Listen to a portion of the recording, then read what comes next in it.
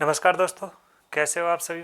मैं आशीष कुमार एक कदम शिक्षा के डिजिटल प्लेटफॉर्म पर आपका स्वागत करता हूं और अपने मनोविज्ञान की क्लास चल रही थी। लगातार पिछली कक्षाओं से पढ़ते हुए आ रहे मनोविज्ञान के टॉपिक हुआ एक बाल विकास, और उस बाल विकास के अंदर अपने चल रहे थे विकासात्मक सिद्धांत।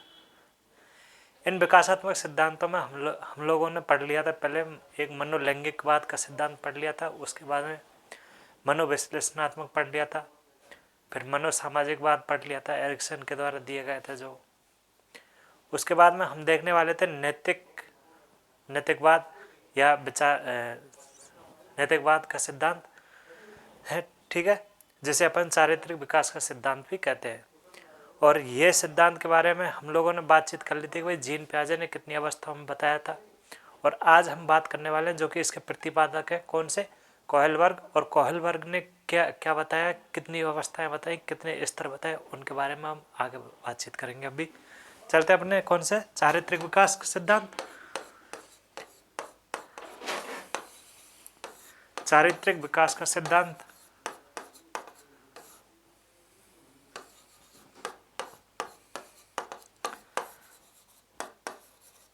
या फिर नैतिक विकास का सिद्धांत बोल सकते हैं। नैतिकता का सिद्धांत,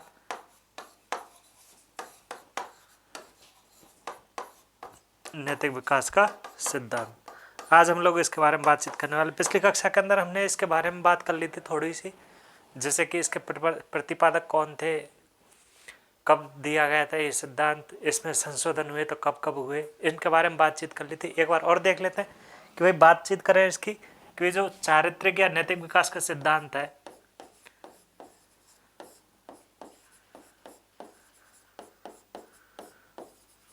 का सिद्धांत किसके द्वारा दिया गया था, कौन प्रतिपादक था इसका। प्रतिपादक हो जाएगा कौन,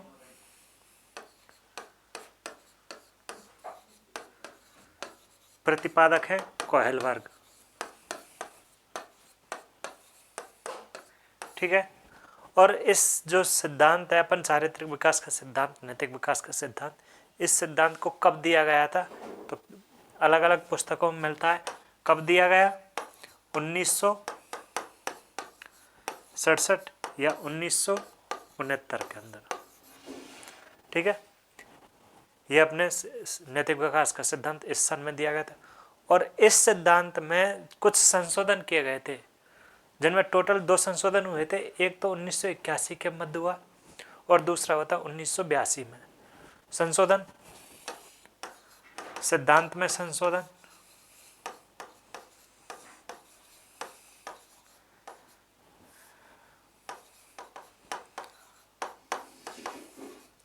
कितने हुए, 2 हुए। कब कब हुआ, एक तो 1981 के और दूसरा हुआ था 1982 में। ये 2 सिद्धांत, इस सिद्धांत के अंदर 2 संशोधन हुए थे। जो ये सिद्धांत दिया गया था चारित्रिक विकास का सिद्धांत, इस सिद्धांत का कोई न कोई चीज आधार मानी होगी। तो वो चीज आधार कौन सी मानी, क्या चीज मानी थी, तो आधार माना था तर्क एवं अपने चिंतन को आधार माना था। तर्क एवं चिंतन को आधार मान करके इस सिद्धांत को दिया गया था। और इस सिद्धांत का आधार, इस सिद्धांत के बारे में, आधार के बारे में बातचीत करें,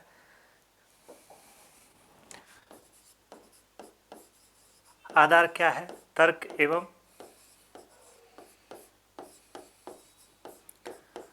चिंतन, इसको आधार मान करके यह सिद्धांत दिया गया था, ठीक है। तर्क एवं चिंतन को आधार माना और यह सिद्धांत दिया। इस सिद्धांत को देने के बाद में कोहलबर्ग ने इस सिद्धांत के संबंध में 3 स्तर बताए और उन 3 स्तरों की प्रत्येक को 2-2 अवस्थाओं में विभाजित किया। इस सिद्धांत से संबंधित कितने स्तर बताए, 3 स्तर। कौन कौन से, एक तो हो जाएगा पूर्व परंपरागत स्तर, दूसरा हो जाएगा परंपरागत स्तर और तीसरा हो जाएगा उत्तर परंपरागत स्तर। बात करें अन्य नाम की, दूसरा नाम इसका क्या हो जाएगा, पूर्व रूढ़िवादी, रूढ़िवादी स्तर, और तीसरा कौन सा हो जाएगा, उत्तर रूढ़िवादी। तो इस सिद्धांत के संबंध में कितने स्तर हैं इसके, स्तर कितने थे? 3। कौन कौन से स्तर? एक तो हो जाएगा अपने कौन सा, पूर्व परंपरागत,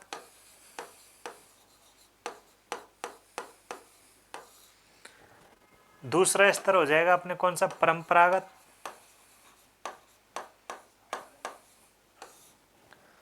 और तीसरा स्तर हो जाएगा कौन सा, उत्तर परंपरागत।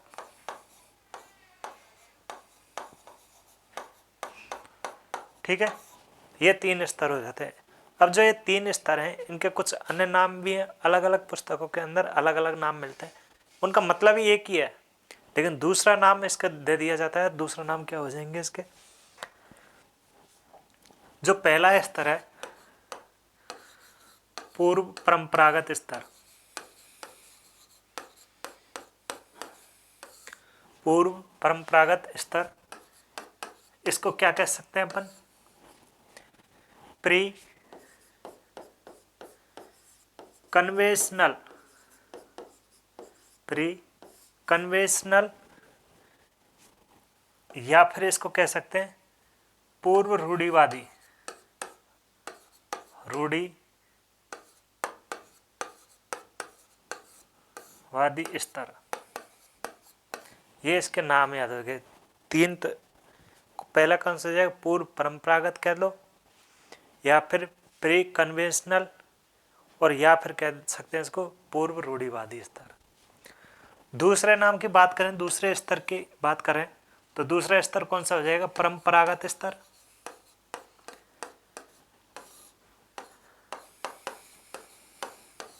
या फिर इसको कह सकते हैं कन्वेंशनल स्तर, कन्वेंशनल, और या फिर इसको कह सकते हैं क्या? रूढ़िवादी, रूढ़िवादी।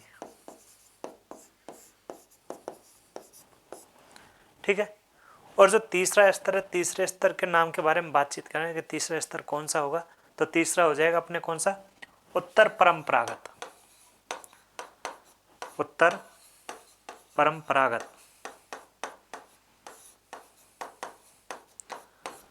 या फिर इसको कह सकते हैं post conventional, post conventional stage, और तीसरा जो अन्य नाम है इसी का, इसका हो जाए कौन सा? उत्तर रूढ़िवादी, उत्तर रूढ़िवादी।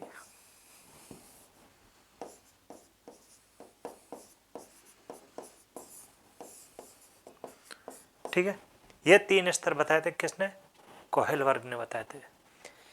इन तीनों स्तरों की दो दो विशेष वो अवस्थाएं बताई गई, प्रत्येक स्तर की दो दो अवस्थाएं बताई गई थी इसके अंदर, और उन दोनों अवस्थाओं के बारे में हम बातचीत करेंगे जब इनको अलग से पढ़ेंगे धीरे धीरे, तब उनके बारे में बातचीत करते चलेंगे। ठीक है, सबसे पहले बात करते हैं अपन पूर्व परंपरागत स्तर की।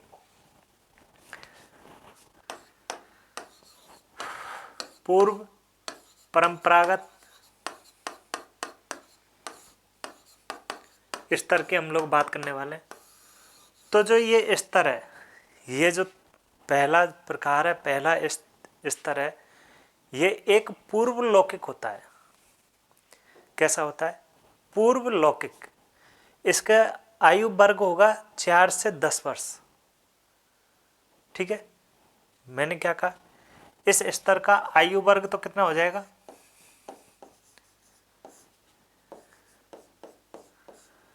4 से 10 वर्ष, या 4 से 10 साल, 4 से 10 वर्ष हो जाएगा।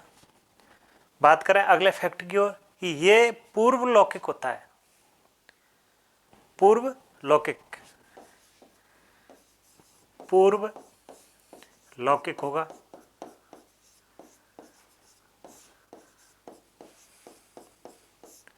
ठीक है, इसके बाद में अगली विशेषता की बात करें, इसके अंदर कौन सी चीज पाई जाएगी कि इस जो स्तर है, ये इस स्तर के अंदर बालक जो रीति रिवाज हैं, पहले के बनाए हुए मानदंड हैं, उनको ही मानता है। इस स्तर के अंदर बालक रीति रिवाजों को मानता है, मानदंड बनाए हुए उनको मानता है। ठीक है, यानी कि अपने मन से कुछ नहीं करता, भाई 3 साल का बालक उन्हीं चीजों को मानेगा जो पहले से बनती हुई आ रही है। ठीक है, तो इस स्तर के अंदर बालक मानदंड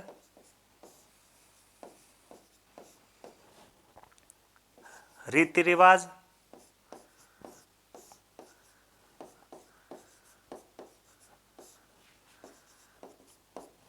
देश हित का रीति रिवाज आदि को मानता है।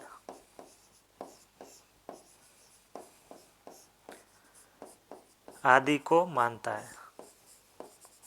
ठीक है, और जो ये पूर्व परंपरागत स्तर है इसकी 2 अवस्थाएं होती है। वैसे तो पाया जाता है कौन सी अवस्था के अंदर, शैशवावस्था के अंदर, और इसमें 2 अवस्थाएं होती हैं। कौन कौन सी अवस्थाएं होंगी? एक तो हो जाएगी आज्ञा एवं दंड की अवस्था, और दूसरी अवस्था हो जाएगी जिद व अहंकार की अवस्था। मैंने क्या बताया था, पहले ही बता दिया था कि 3 स्तर होते हैं, और इन तीनों स्तरों के अंदर प्रत्येक स्तर की दो दो अवस्थाएं पाई जाती हैं। इन अवस्थाओं में जो अपन पढ़ने वाले हैं, पहला है पूर्व परंपरागत स्तर, इसके अंदर 2 विशेष अवस्थाएं होंगी, और जिसमें पहली अवस्था कौन सी आ जाएगी, जिद, पहली अवस्था आ जाएगी आज्ञा और दंड की अवस्था, और दूसरी अवस्था कौन सी हो जाएगी अपने, जिद व अहंकार की अवस्था। ठीक है, तो पहले ही हो जाएगी अवस्थाओं के बारे में बातचीत करें।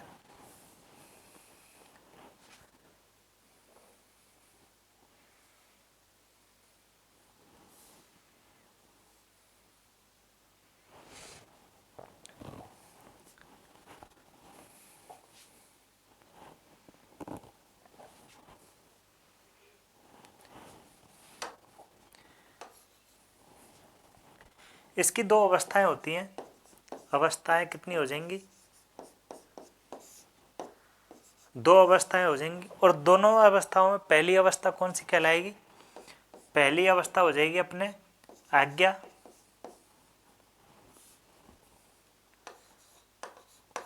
आज्ञा व दंड की अवस्था।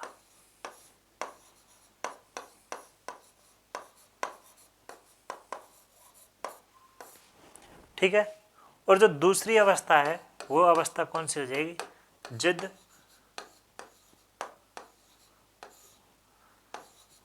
व अहंकार की अवस्था।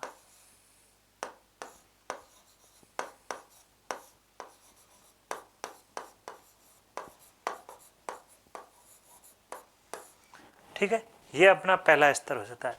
पहला स्तर कौन सा, पूर्व परंपरागत स्तर, पूर्व लौकिक होता है। इसमें बालक मानदंड और रीति रिवाजों को मानता है। ठीक है, और आयु वर्ग कितना हो जाएगा इसका, 4 से 10 वर्ष, और अवस्थाएं कितनी हो जाएंगी, 2 अवस्थाएं हो जाएंगी। कौन कौन सी, आज्ञा एवं दंड की अवस्था, और दूसरी कौन सी, जिद व अहंकार की अवस्था। चलते हैं दूसरे स्तर की ओर, और दूसरा स्तर कौन सा है इसका, पूर्व, दूसरा स्तर इसका हो जाएगा अपने परंपरागत स्तर, परंपरागत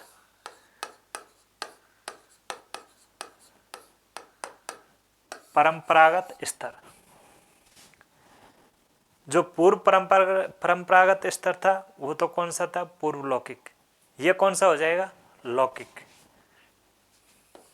पहले बात करें इसके आयु वर्ग की, इसका आयु वर्ग हो जाएगा अपने 10 साल से लेकर के 13 साल तक, 10 वर्ष से लेकर 13 वर्ष तक हो जाएगा।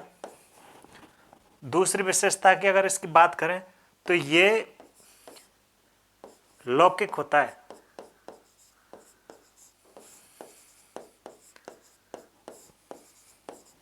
ठीक है, आयु वर्ग हो जाएगा 10 से 13। दूसरा कौन सा हो जाएगा इसका, ये लौकिक होता है। और तीसरा होता है कि जो इसके अंदर तर्क व चिंतन के आधार पर ये इसमें सामाजिक होता है बालक। जो परंपरागत स्तर है इसमें तर्क एवं चिंतन के आधार पर बालक सामाजिक होता है। इस स्तर में तर्क एवं चिंतन के आधार पर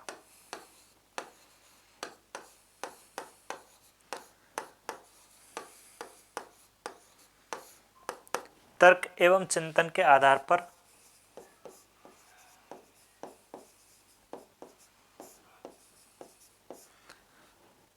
बालक सामाजिक होता है। बालक कैसा होता है? सामाजिक होता है।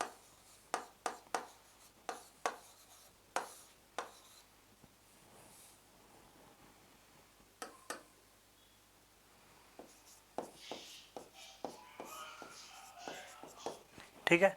और जो पूर्व परंपरागत स्तर था उसमें बाहरी वस्तुओं को ध्यान में रखता है। तर्क एवं चिंतन के आधार पर बाह्य वस्तु होंगे उनको पहचानता है पूर्व परंपरागत स्तर के अंदर। मैंने पिछली उसमें स्लाइड पे लिखा नहीं, यहाँ पर देख लेंगे कि भाई इसमें बालक, इसमें बालक तर्क एवं चिंतन के आधार पर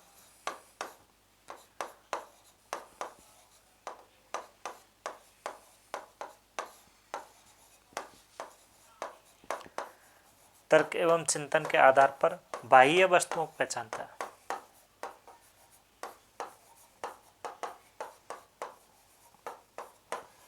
को जानता है।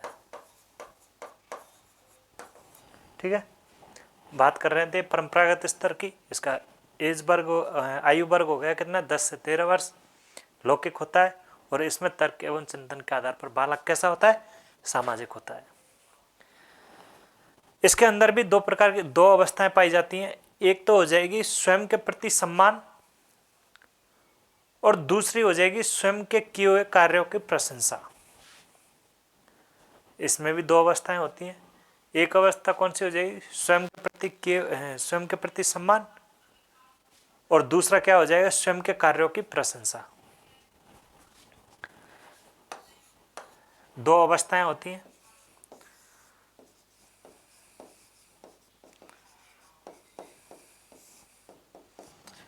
और दोनों अवस्थाएं कौन कौन सी? एक तो हो जाएगी स्वयं के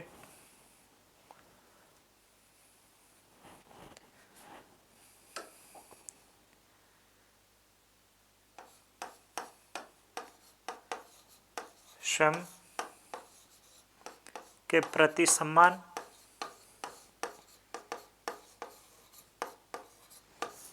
स्वयं के प्रति सम्मान, और दूसरी कौन सी हो जाएगी? स्वयं के कार्यों की प्रशंसा।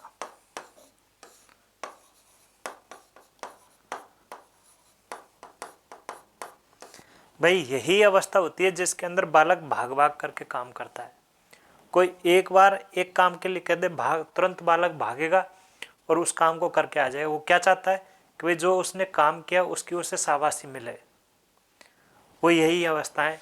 कौन सी? 10 से 13 वर्ष के अंदर जो आएगी उसके अंदर कितना भी दौड़ा लो उस बच्चे को, वो उससे सिर्फ कुछ नहीं चाहिए, वो सिर्फ आपसे प्रशंसा चाहता है उसके किए हुए कामों की। ठीक है। स्वयं के प्रति सम्मान हो जाएगा और स्वयं के किए हुए कार्यों की प्रशंसा चाहता है। अपन बात करते हैं तीसरे स्तर की, और तीसरा स्तर कौन सा हो जाएगा? उत्तर परंपरागत स्तर। तीसरे स्तर की बात करें तो तीसरा कौन सा हो जाएगा? उत्तर परंपरागत स्तर।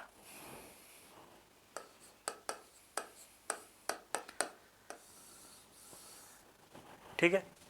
पूर्व परंपरागत स्तर कैसा था? पूर्व लौकिक। परंपरागत स्तर कैसा था? लौकिक। तो ये कैसा हो जाएगा? उत्तर लौकिक। ये कौन सी अवस्था होती है? पहला इसमें लिख देंगे, ये अवस्था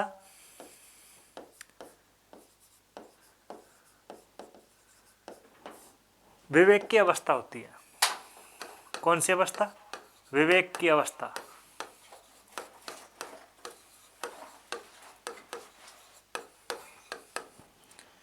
ये अवस्था विवेक की अवस्था होती है।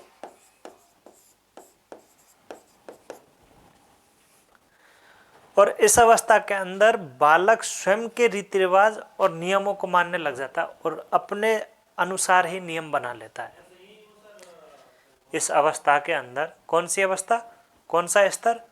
उत्तर परंपरागत स्तर, इस स्तर के अंदर बालक स्वयं के नियम, स्वयं के रीति रिवाज उनको ही मानने लगता है, कोई दूसरे रीति रिवाजों को नहीं मानता है। इसकी आयु की बात करें, आयु वर्ग कौन सा हो जाएगा इसका? आयु वर्ग की बात करें तो 13 वर्ष के बाद के बालक, 18-19 वर्ष कर लो, 13 वर्ष के बाद 18-19, ठीक है। उत्तर परंपरागत स्तर की बात चल रही है, ये उत्तर लौकिक होता है। इसके अंदर बालक स्वयं के बनाए हुए रीति रिवाज नियमों को ही मानने लगता है। जो वो कह देगा वो सही है, जो बड़े कहेंगे वो गलत है। सिर्फ और सिर्फ वही मानता है कि जो मैं कह रहा हूँ वो सही है और सब कोई करेगा वो सब गलत है। वो इसी अवस्था के अंदर करने लग जाता है। इसके अंदर जो ये स्तर है उत्तर परंपरागत स्तर, इसके अंदर भी 2 अवस्थाएं होती हैं। और वो 2 अवस्थाएं कौन कौन सी हैं? पहली अवस्था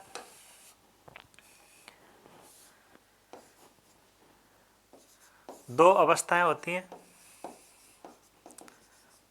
और दोनों में पहली अवस्था कौन सी हो जाएगी? एक तो हो जाएगी समझदारी की अवस्था। कौन सी हो जाएगी? समझदारी निर्णय की अवस्था।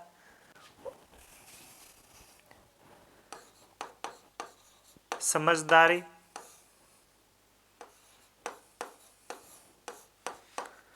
निर्णय की अवस्था।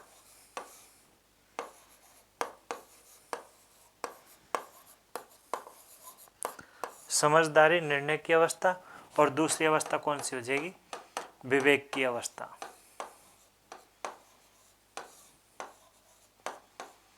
विवेक की अवस्था कह लो या समझौते की अवस्था कह लो, या समझौते की अवस्था।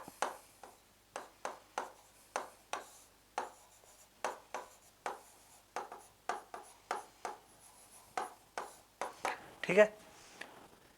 जो ये विवेक की अवस्था है, समझौते की अवस्था है, इस अवस्था के संदर्भ में कोहल वर्ग ये कहता है कि ये वो अवस्था है जिसमें हर कोई आदमी नहीं पहुंच पाता है। किस अवस्था के संदर्भ में कोहल वर्ग ने कहा कि भाई हर कोई आदमी नहीं पहुंच पाता? वो कौन सी अवस्था हो जाएगी? विवेक की अवस्था। ठीक है। ये अपने जो नैतिक विकास का सिद्धांत है, चारित्रिक विकास का सिद्धांत कह लो, चाहे नैतिक विकास का सिद्धांत कह लो, वो अपने यहाँ पे पूरा होता है। एक चीज और बता देता हूँ, जो नैतिक विकास होता है ना, वो विशिष्ट से सामान्य की ओर होता है, जबकि विकास जो शब्द है, विकास सामान्य से विशिष्ट की ओर चलता है। ये चीज अपने को जरूर याद रखनी है कि मैं पहले बताना भूल गया कि जो नैतिक विकास होता है, ये नैतिक विकास कैसे होगा? विशिष्ट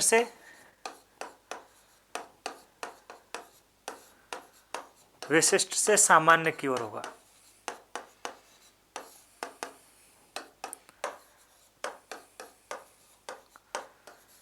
लेकिन जो विकास है, केवल और केवल विकास, विकास कैसे होता है? सामान्य से विशिष्ट की ओर। विकास कैसे होगा? सामान्य से विशिष्ट की ओर।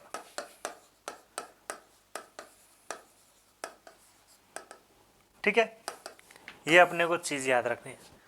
जो मैंने इस कोहल वर्ग के सिद्धांत के बारे में बताया, नैतिक विकास के सिद्धांत के बारे में बताया, इसका एक छोटा सा चार्ट बना लेते हैं और चार्ट के आधार पर अपने को समझ में आ जाएगा एक अंतर के रूप में।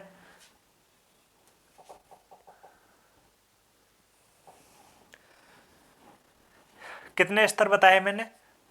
3 स्तर बताए। नैतिकवाद, इसके कितने स्तर? 3 स्तर। और 3 स्तर कौन कौन से?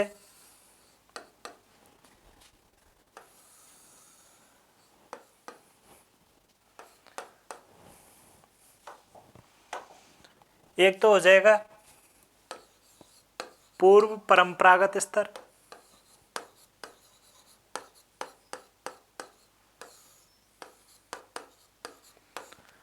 दूसरा कौन सा हो जाएगा, परंपरागत स्तर।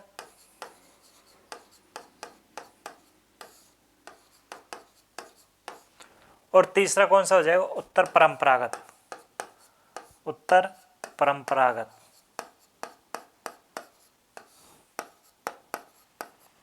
ठीक है। और इन प्रत्येक स्तर की मैंने दो दो अवस्थाएं बताई थी।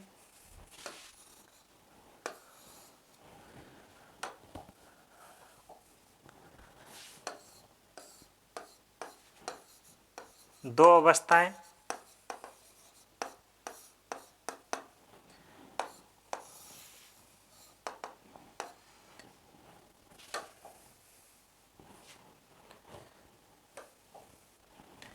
एक तो हो जाएगी आज्ञा,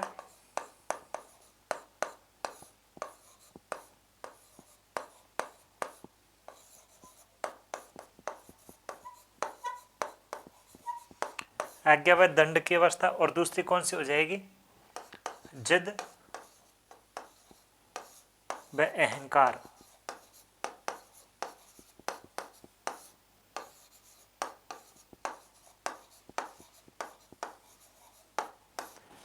ठीक है। इसके बाद इसमें भी दो अवस्थाएं होंगी और इसमें भी दो अवस्थाएं होंगी।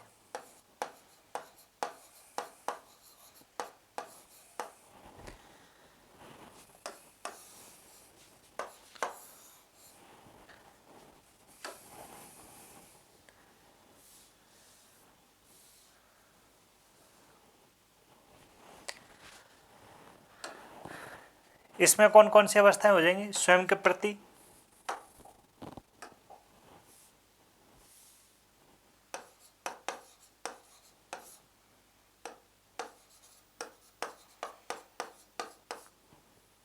सम्मान और स्वयं के कार्यों की प्रशंसा।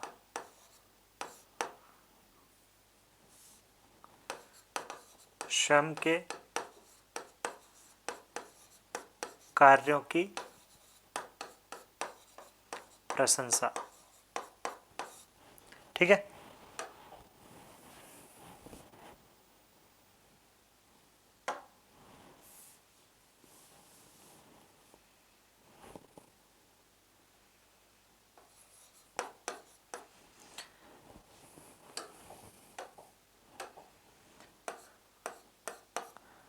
दो अवस्थाएं इसकी होती हैं और दोनों अवस्थाएं कौन सी हो जाएंगी, एक तो हो जाएगी समझदारी की अवस्था और दूसरी हो जाएगी समझौते की अवस्था।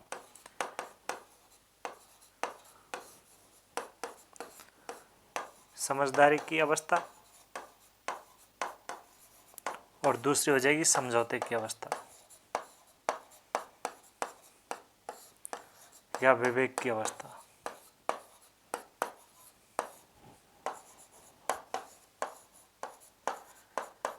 यहाँ पर अपना ये सिद्धांत पूरा होता है, नैतिक विकास का सिद्धांत था, ये अपने यहाँ पे पूरा होता है। इसके बाद में पढ़ने वाले हैं हम जीन पियाजे का सामाजिकवाद का सिद्धांत, संज्ञानात्मक सिद्धांत। जीन पियाजे का संज्ञानात्मक सिद्धांत कह लो चाहे विकासात्मक सिद्धांत कह लो, उसको ही बौद्धिक विकास की अवस्थाएं कह सकते हैं, उसको बौद्धिक विकास का सिद्धांत भी कह सकते हैं। ठीक है, जो हम पढ़ेंगे अपने नेक्स्ट क्लास के अंदर, जो भी नेक्स्ट क्लास हो उसके बाद अपनी जो ये यूनिट होने वाली है बाल विकास की, ये यहाँ पर पूरी हो जाएगी। ठीक है, मिलते हैं नेक्स्ट क्लास में, जब तक के लिए धन्यवाद।